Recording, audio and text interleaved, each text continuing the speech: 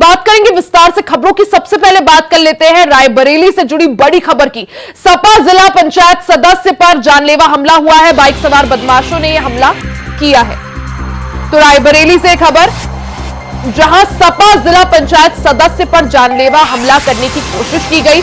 Bike सवार बदमाशों ने जानलेवा हमला को अंजाम दिया। इस दौरान जिला पंचायत सदस्य देशराज यादव पर यह हमला हुआ। बदमाशों पर कई राउंड फायरिंग करने का आरोप है।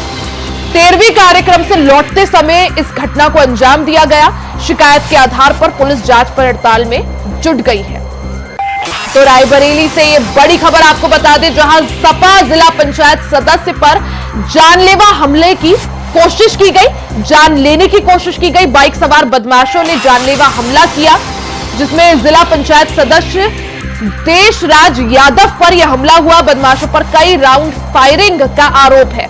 यानी 13वीं के कार्यक्रम से लौटते समय सपा के जिला पंचायत सदस्य पर जानलेवा हमला की कोशिश की गई, उनकी जान लेने की कोशिश की गई। बदमाशों ने कई राउंड फायरिंग इस दौरान की। वहीं शिकायत के आधार पर पुलिस जो है जांच पड़ताल में जुट गई है। मैं अभी शाम को गुसाई के पुरवा में 13वीं प्रोग्राम था, वहाँ मैं आलोक यादव के यहाँ 13वीं प्रोग्राम में गया था। वहाँ से वापस आ रहा था। वापस आते हुए गन्ना क्रय केंद्र है, उसी के सामने खाली जगह पड़ी थी, तो हमको पेशाब लगी थी। हम पेशाब करने नृत्य क्रिया के से नीचे उतरे। जैसे ही मैं नीचे उतरा, पीछे से घात लगाए कुछ लोगों ने फायरिंग शुरू कर दिया। हम गाड़ी के अंदर नहीं बाहर भागने गए, अपनी जान को बचाते हुए किसी तरह हम नीचे बाहर भागे। उसके बाद हम नीचे भागते हुए देखा, तब तक सामने से एक ट्रक आ गया। ट्रक की लाइट में हमने देखा कि वो लोग जो देखे ट्रक आ रहा तो भागने लगे। उसमें मैंने एक व्यक्ति को सिर्फ पहचान पाया, उसमें 7-8 लोग थे, अज्ञात थे। एक व्यक्ति को मैंने पहचाना, वो दतियानी का ही, उसका नाम दिनेश प्रकाश, उसके बाप का नाम श्री राम है। मैंने उसी को पहचान पाया है बस।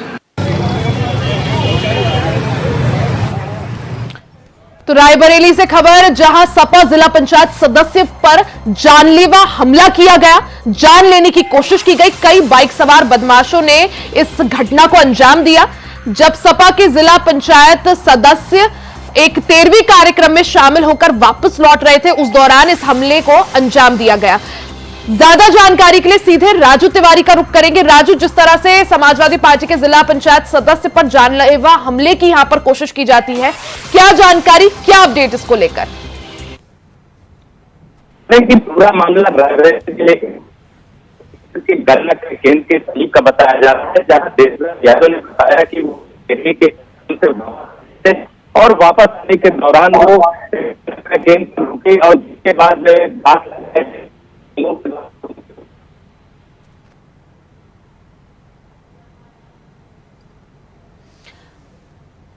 तो रायबरेली से खबर, जहां जिला पंचायत सदस्य पर जानलेवा हमला किया गया, जान लेने की कोशिश की गई। बाइक सवार बदमाशों ने इस घटना को अंजाम दिया। जब जिला पंचायत सदस्य समाजवादी पार्टी के एक कार्यक्रम में शामिल होकर वापस लौट रहे थे, उस दौरान उनको निशाना बनाया गया। बाइक सवार बदमाशों ने उन पर कई राउंड फायरिंग की, यानी जान लेने की साफ तौर पर यहां कोशिश की जाती है, जिसके बाद थाने पहुंचकर वो शिकायत दर्ज कराते हैं। फिलहाल पुलिस मामले की जांच पड़ताल में जुट गई है। एक नामजद समेत अन्य अज्ञातों के विरुद्ध यहां पर तहरीर उन्होंने दी। तो ये बड़ी खबर आपको बता रहे हैं रायबरेली से खबर, जहां समाजवादी पार्टी के जिला पंचायत सदस्य की जान लेने की कोशिश की जाती है। एक कार्यक्रम में शामिल होकर जब वो वापस लौट रहे थे, उस दौरान कुछ बाइक सवार बदमाश उन पर जानलेवा हमला कर देते हैं। कई राउंड फायरिंग की जाती है, जिसके बाद जैसे तैसे वो बचकर थाने पहुंचते हैं, शिकायत दर्ज कराते हैं। फिलहाल पुलिस ने मामला दर्ज कर लिया है और जांच पड़ताल में जुट गई है।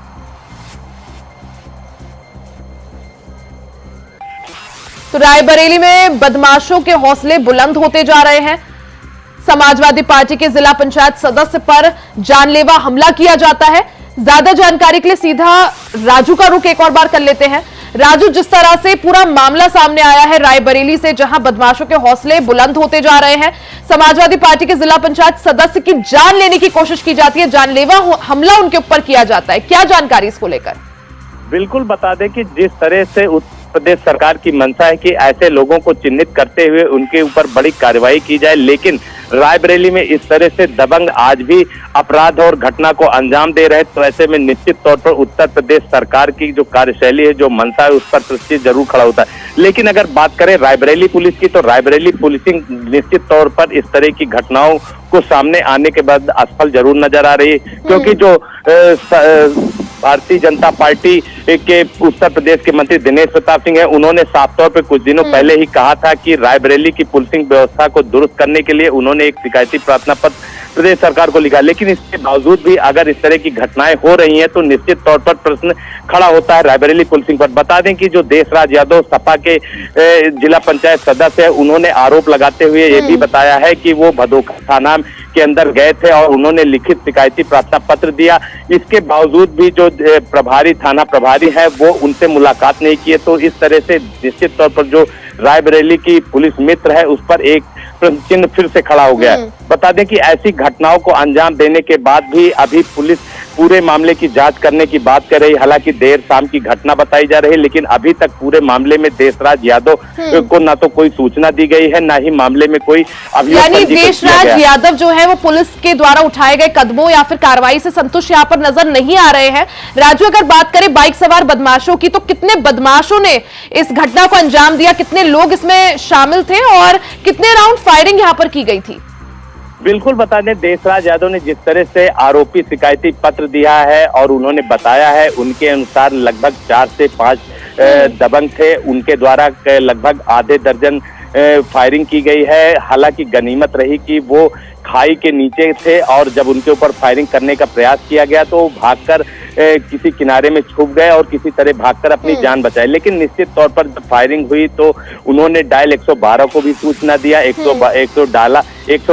डायल 112 की पुलिस घटनास्थल पर पहुंची और उनके द्वारा पूरे मामले की छानबीन की गई। तो उन्होंने स्थानीय पुलिस के यहाँ जाकर शिकायती प्रार्थना पत्र देने की बात कही। लेकिन जब देशराज यादव थाने में गए और लिखित शिकायती प्रार्थना पत्र दिया तो उन्होंने आरोप लगाते हुए बताया कि जो प्रभारी है वो उनसे मिले नहीं, ना ही उनकी पूरे मामले को उन्होंने संज्ञान में लिया। तो ऐसे में निश्चित तौर पर आपको बता दें कि जो सरकार की मंशा है उस पर जरूर सवाल खड़े होते हैं और ऐसे जो पुलिसकर्मी है, राजू, जिस तरह से पूरी घटना को अंजाम दिया गया, क्योंकि किसी कार्यक्रम से वापस लौट रहे थे देशराज यादव, उस दौरान इस घटना को अंजाम दिया जाता है और गोलियां भी चलाई जाती है। क्या माना जाए राजू कि अब पहले से सुनियोजित या प्री प्लान्ड इस घटना को बोल सकते हैं?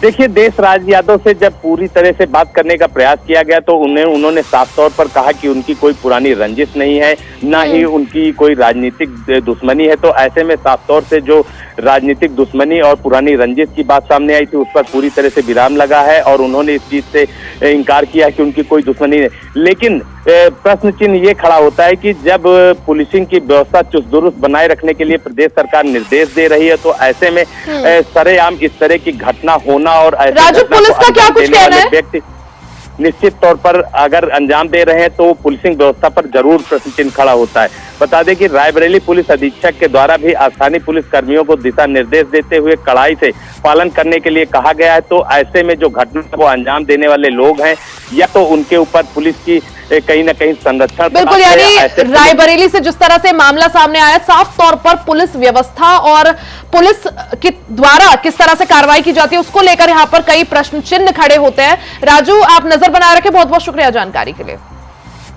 वहीं अब बात मथुरा की कर लेते हैं। बड़ी खबर आपको मथुरा से बता दे, कड़ी सुरक्षा के बीच बकरी ईद की नमाज अदा की जाएगी।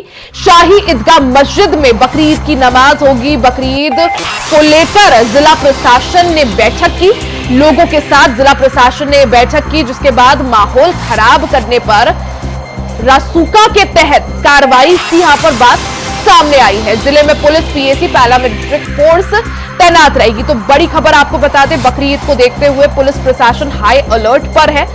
बकरी ईद पर मथुरा में कड़ी सुरक्षा के बीच नमाज अदा की जाएगी। मथुरा की शाही ईदगाह मस्जिद में बकरी ईद की नमाज होगी। इस दौरान बकरी ईद को लेकर जिला प्रशासन ने बैठक भी की।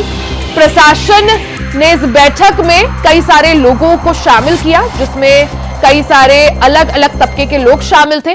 माहौल खराब करने पर रसूखा के तहत कार्रवाई के निर्देश यहां पर दिए गए हैं। आपको बता दें कि जिले भर में पुलिस, पीएसी और पाला मिलिट्री फोर्स तैनात रहेगी। तो बकरी ईद को लेकर सुरक्षा व्यवस्था के सख्त इंतजाम करने के निर्देश यहां पर दिए गए हैं। इस संबंध में बैठक का भी आयोजन किया गया। बैठक में समाज के सभी तबके के लोग शामिल हुए। कड़ी सुरक्षा के बीच बकरी ईद की नमाज अदा करने की बात सामने आई है। शाही ईदगाह मस्जिद में बकरी ईद की नमाज होगी। इस दौरान बकरी ईद को लेकर पुलिस प्रशासन हाई अलर्ट पर है।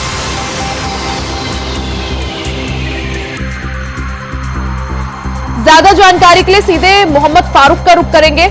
मोहम्मद फारूक, जिस तरह से बकरी ईद को लेकर पुलिस प्रशासन ने सख्त रवैया अपनाया है, कोई भी किसी भी तरह की कोताही ना बरती जाए और किसी भी तरह की कोई अप्रिय घटना ना हो, इसको देखते हुए हाई अलर्ट पर है प्रशासन। और क्या कुछ प्रशासन की तरफ से तैयारियां? जी बिल्कुल, जो है भैया, ये 17 जून को बकरीद का त्योहार मनाया जाएगा। ईद उल जुहा का त्योहार इसको बोलते हैं, जो 17 जून को मनाया जाएगा। श्री कृष्ण जन्मभूमि से सटी शाही ईदगाह मस्जिद में नमाज होती है। पिछले वर्ष करीब 5200 से अधिक लोग नमाज के लिए आए थे। तो इसी को देखते हुए जिला प्रशासन ने जो है हाई अलर्ट जारी किया है। कोसी कलां की जो मस्जिद है वहां पर भी हाई अलर्ट जारी किया है, क्योंकि बकरीद के त्योहार पर जिला प्रशासन ने को लेकर एक बैठक का भी आयोजन किया है और डीएम एसएसपी द्वारा जो है बैठक में सभी समाज के लोगों को बुलाया गया। सम्राट नागरिकों को बुलाकर जो है साफ तौर पर जिला प्रशासन का कहना है कि यदि भी माहौल बिगाड़ने की कोशिश करी तो उसके खिलाफ राष्ट्रव्यापी कार्रवाई अमल में लाई जाएगी और सख्त से सख्त कार्रवाई की जाएगी। दूसरी ओर जो है, जो मिश्रित आबादी वाले क्षेत्र हैं वहाँ पुलिस प्रशासन का गश्त और पैदल मार्च उनका जो है लगातार चल रहा है। लोगों पर निगरानी भी बना रहे हैं। मिश्रित आबादी वाले क्षेत्र जो श्री कृष्ण जन्मभूमि और शाही ईदगाह मस्जिद से सटे क्षेत्र हैं, वहाँ पर भी जो है पूरी तरीके से पैरा मिलिट्री फोर्स के साथ में जिला प्रशासन जो है लगातार गश्त कर रहा है और बकरीद की नमाज को देखते हुए जो है किसी भी तरीके की कोई जो है जिला प्रशासन कोई अप्रिय घटना ना होने पाए, इसको लेकर पूरी तरीके से सजग और सतर्क नजर आ रहा है भैया। क्योंकि मोहम्मद फारूक, मथुरा की जो शाही ईदगाह मस्जिद है वहां बकरी ईद की नमाज अदा होनी है। ऐसे में प्रशासन की क्या कुछ तैयारियां, किस तरह से वहां पर तैयारियां की गई है? जी बिल्कुल भैया, जो बकरीद की नमाज है जो शाही ईदगाह मस्जिद में होनी है, वहाँ पर पहले से ही सिक्योरिटी बहुत जबरदस्त है। जन्म स्थान और शाही ईदगाह मस्जिद पर सीआरपीएफ भी है, पीएसी है और तमाम पुलिसकर्मी वहाँ तैनात रहते हैं, एसपी सुरक्षा में बैठते हैं। लेकिन जो बकरीद की नमाज होती है, अगर नमाजी लोग जो अंदर जाएंगे उनकी सबकी तलाशी और आधार कार्ड के जरिए ही अंदर जाएंगे, उससे पहले किसी को नहीं जाने दिया जाएगा, क्योंकि बकरीद की नमाज में जो है चेकिंग होगी पूरी तरीके से और आधार कार्ड, यानी चेकिंग की भी व्यवस्था वहां पर की गई है। जी बिल्कुल बिल्कुल। और क्या कुछ खास और विशेष व्यवस्थाएं?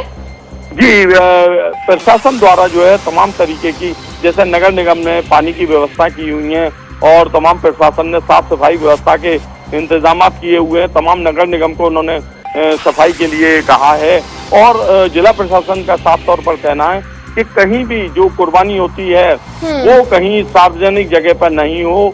सभी लोग जो है जिस तरीके से करते आए हैं उसी तरीके से करेंगे और किसी भी तरीके की किसी को कोई परेशानी ना हो, इसका भी खास ध्यान रखने। बिल्कुल, यानी पूरी तरह से यहाँ पर प्रशासन की तरफ से तैयारी की गई है ताकि बकरी ईद को अच्छे से मनाया जा सके, कोई भी अप्रिय घटना उस दिन ना देखने को मिले। बहुत बहुत शुक्रिया आपका मोहम्मद फारूक जानकारी के लिए।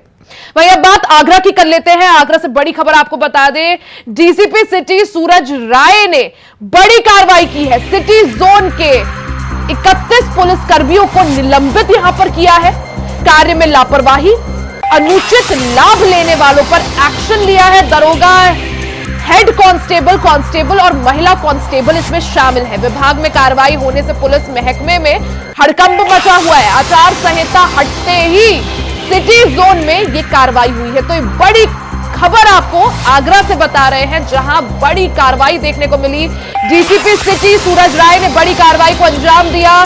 सिटी जोन के 31 पुलिस कर्मियों को निलंबित किया है। कार्य में लापरवाही, अनुचित लाभ लेने वालों पर कड़ा एक्शन यहां पर डीसीपी ने लिया है। दरोगा, हेड कांस्टेबल, महिला कांस्टेबल भी इसमें शामिल है। वहीं विभाग में कार्रवाई होने से पूरे पुलिस महकमे में हड़कंप मचा है। आचार संहिता हटते ही सिटी जोन में ये कार्रवाई हुई।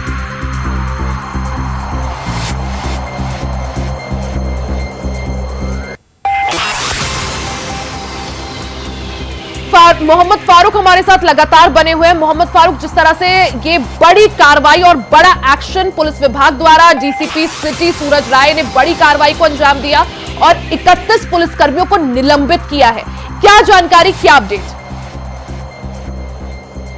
कहीं ना कहीं ये जो लापरवाही थी वो सामने आई है और उसको लेकर मुख्यमंत्री जो है पूरी तरीके से योगी आदित्यनाथ अपने सक्रिय हैं। उनका कहना है कि कहीं भी जो है क्राइम या कहीं विवेचना में लापरवाही और या किसी भी तरीके की कोई अनुचित लाभ लेने की कहीं भी कोशिश की गई तो उनके खिलाफ सख्त से सख्त कार्रवाई की जाएगी, क्योंकि मुख्यमंत्री योगी आदित्यनाथ जो है चुनाव के बाद से पूरे सक्रिय हो चुके हैं।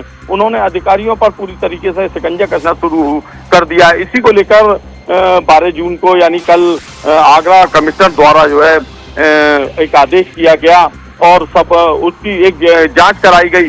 जो एक फीडबैक सेल होता है उससे जांच कराई, जिसमें 30 पुलिसकर्मी जो है इसमें संलिप्त पाए गए। पासपोर्ट का सत्यापन हुआ, जिस तरीके से और अन्य जो काम होते हैं विवेचनाओं में जो है कमी, इन सबको लेकर जो है पुलिस कमिश्नर ने पूरी जांच कराई। जो एक फीडबैक सेल होता है उससे जांच कराने के बाद में अनुशासनहीनता पाए जाने पर साइबर सेल के कार्यों में अनुशासनहीनता और सोशल मीडिया पर जो तमाम चीजें वायरल होती हैं उसमें अनुशासनहीनता के चलते जो है एक आदेश जारी हुआ। जो सूरज कुमार राय हैं एसीपी सिटी, उन्होंने एक आदेश जारी किया जिसमें 30 पुलिसकर्मियों को 7 दरोगा, 6 मुंशी और बाकी के जो है पुलिसकर्मी हैं इनको सबको निलंबित करने का उन्होंने आदेश जारी कर दिया, यानी इनको निलंबित कर दिया गया। उनका साफ तौर पर कहना है कि यदि जो है कार्य के प्रति लापरवाही या अनुचित लाभ लेने के लिए किसी भी पुलिसकर्मी द्वारा कोशिश की गई तो उसके खिलाफ मोहम्मद फारूक, जिस तरह से आचार संहिता हटते ही ये बड़ी कार्रवाई, बड़ा एक्शन यहाँ पर देखने की को मिला है, जहां डीसीपी ने 31 पुलिसकर्मियों को निलंबित कर दिया है। एक तरह से चुनाव के ठीक बाद किस तरह से जो सक्रियता यहाँ पर आई है पुलिस महकमे में, क्या माना जाए, क्या संदेश देने की कोशिश? जी बिल्कुल, जो है पुलिस की जो सक्रियता है, मुख्यमंत्री योगी आदित्यनाथ के द्वारा साफ तौर पर कहना कि कहीं भी किसी भी जिले में अगर लापरवाही पाई जाती है तो उसमें जो है जिले के आला अधिकारी जिम्मेदार होंगे। तो स्पष्ट रूप से उनका कहना है कि कहीं भी जो है लापरवाही अब बर्दाश्त नहीं की जाएगी। कहीं ना कहीं जो है जो जिलों में जिस तरीके से क्राइम और जो लापरवाही और कार्य के प्रति लापरवाही और अनुशासनहीनता बरती जा रही थी, उसको लेकर आगरा में मंगलवार को बहुत बड़ी कार्रवाई हुई है, बुधवार को बड़ी कार्रवाई हुई है, माफ कीजिए, बुधवार को ये कार्रवाई जो है अमल में लाई गई है और 30 लोगों को सस्पेंड करना एक साथ जो है ये एक बड़ी कार्रवाई है और पुलिस का बड़ा एक्शन है। पुलिसकर्मियों को, लापरवाह पुलिसकर्मियों को यहाँ पर सस्पेंड कर निलंबित कर बड़ा संदेश देने की कोशिश, जिससे पुलिस महकमा भी पूरी तरह से उसमें हड़कंप मचा हुआ है। मोहम्मद फारूक, बहुत बहुत शुक्रिया जानकारी के लिए। वहीं बिजनौर के धामपुर इलाके में एक हाथी जंगल से निकलकर रिहायशी इलाके में पहुंच गया, जहां उसने एक युवक पर जानलेवा हमला कर दिया। हाथी के हमले में युवक गंभीर रूप से घायल हो गया है, जिसको इलाज के लिए अस्पताल में भर्ती कराया गया है, जहां इलाज के दौरान युवक की दर्दनाक मौत हो गई। वहीं घटना के बाद वन विभाग की टीम ने हाथियों को आबादी वाले इलाके में घुसने से रोकने के लिए अभियान शुरू कर दिया है। वहीं इस घटना के बाद आसपास के गांव में भी हड़कंप मचा हुआ है।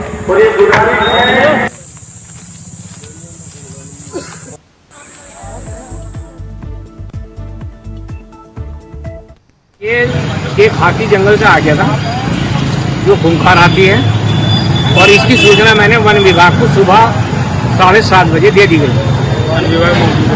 वन विभाग वहाँ पर मौजूद है और ये भी बात बता दी गई कि कोई भी घटना घट सकती है, इसलिए आप जल्दी से जल्दी इसको पकड़ लिए। इसमें हादसा हुआ है। अब ये जो मुर्सली नाम का लड़का जो मारा गया है, ये अपने कोई चारा लेने के बकरियों के हिसाब से वहाँ पर गया था और इस पर हाथी ने हमला करा और इसको जान से मार दिया। ज्यादा जानकारी के लिए संवाददाता जहीर अहमद हमारे साथ फोन लाइन पर जुड़ गए हैं। जहीर, जिस तरह से कई सारी ऐसी घटनाएं सामने आती हैं जहां जो जंगली जानवर हैं वो अब आबादी वाले क्षेत्रों का रुख कर रहे हैं और ऐसे में जो लोग हैं, गांव वाले हैं, वो भी काफी ज्यादा डरे हुए हैं इन सब मामलों से। ऐसे में बिजनौर में वन विभाग की तरफ से किस तरह से क्या कुछ कदम उठाए जा रहे हैं?